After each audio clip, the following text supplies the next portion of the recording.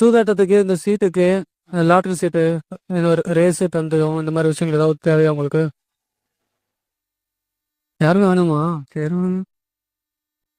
என்ன? ஷேர் மார்க்கெட்டுக்கு தனதா யக்ஷினி மந்திரமே பண்ணலாங்க. சூப்பரா இருக்கும். தனதா யக்ஷினி. இந்த சகுனி மந்திரம் மாரி.